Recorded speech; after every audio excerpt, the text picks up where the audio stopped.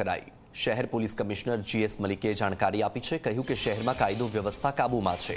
ચાલુ વર્ષે લૂંટ, ઘરફોડ અને ચોરીના ગુનામાં ઘટાડો થયો હોવાની પણ વાત કરી। ઈ વાહન ચોરીના 460 ગુના દાખલ થયા હતા। છેતરપિંડીના ગુનાઓ વધ્યા, જ્યારે દુષ્કર્મના ગુનાઓમાં ઘટાડો નોંધાયો છે।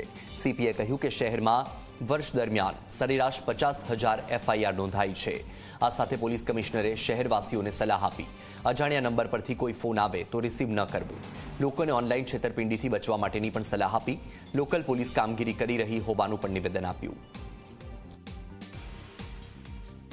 ક્રાઇમ જે છે એ ખૂબ જ કાબુ હેઠળ છે। આપણે અહીંયા અમદાવાદ શહેરમાં પોસ્ટિંગ થયાના 1 વર્ષ થઈ ગયા છે અને હું કહી શકું કે પોલીસે જે કામગીરી કરી રહી છે ખૂબ જ પ્રશંસનીય છે। ચાલુ વર્ષે 39 થયા છે, ગયા વર્ષે 59 હતા, એટલે એમાં 33% ઘટાડો છે। ખૂનની કોશિશમાં 21%નો ઘટાડો છે।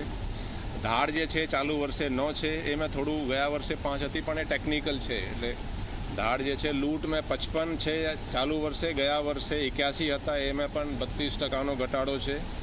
ઘરફોડ જે ચોરીઓ છે એ તમામ ઘરફોડમાં 22%નો ઘટાડો છે।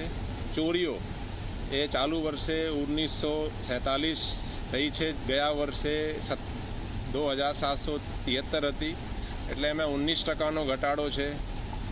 ઈ વાહન ચોરી ચાલુ વર્ષે આપણે 460 ઈ વાહન ચોરી જે ઓનલાઈન લોકો ફરિયાદ કરે છે એ દાખલ થયા છે।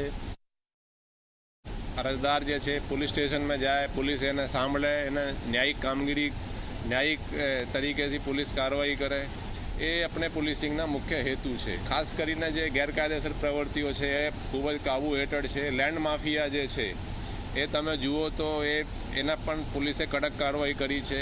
એકના વિરુદ્ધ આપણે ગુસ્સી ટોક પણ લેન્ડ માફિયાના એ લગાડ્યા છે। કુલ મિલા કે 4,500થી ઉપર પોલીસ કોન્સ્ટેબલના જે ટ્રાન્સફર કર્યા છે અમે તમે જુઓ છો અનારમના જે હોય ને પોલીસ સ્ટેશન અને ક્રાઇમ અને અમુક ટ્રાફિકમાં જે હોય છે લગભગ 9,000 જેટલા છે, એમાંથી ઓલમોસ્ટ 50% આપણે બદલી 1 વર્ષમાં કરી છે। વડોદરામાં ફરી એક